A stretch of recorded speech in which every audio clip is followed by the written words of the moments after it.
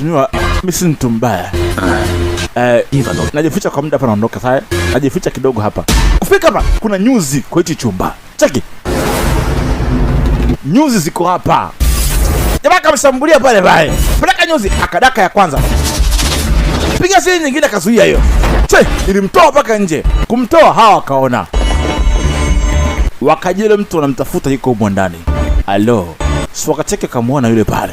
Sasa wanamtafuta ni huyo, so huyu. Huyu ndio anatafuta na hawa watu.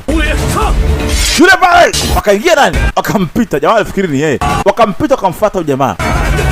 Lakini ametegesa nyuzi kwa chumba. Cheki. Kushika, amekuta nyuzi, anapiga na syringe. Anatumia sindano. Cheki. Jamaa kati kuangalia kidani, akamuona anaitwa nani?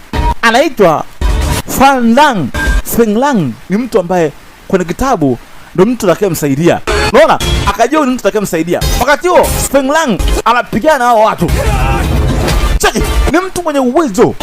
Akaona Feng Lang ni mtu ambaye kwenye kitabu atamsaidia. Ikabidi amsaidie, maana akaona huyu atakuwa msaada wake. Pale pale akaingia pale kumsaidia. Cheki, pita mpaka pale. Kata wote.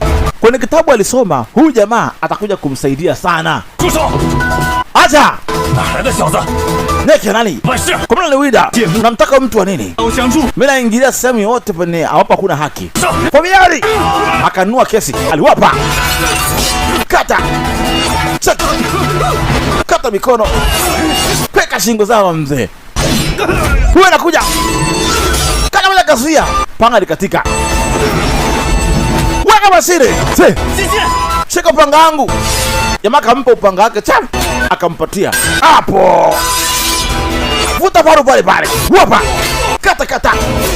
Posa. Chinja. Kata wote. Chap. Malizia. Kuni na power gang. Wewe shida mzima. Simtazo. Hapo.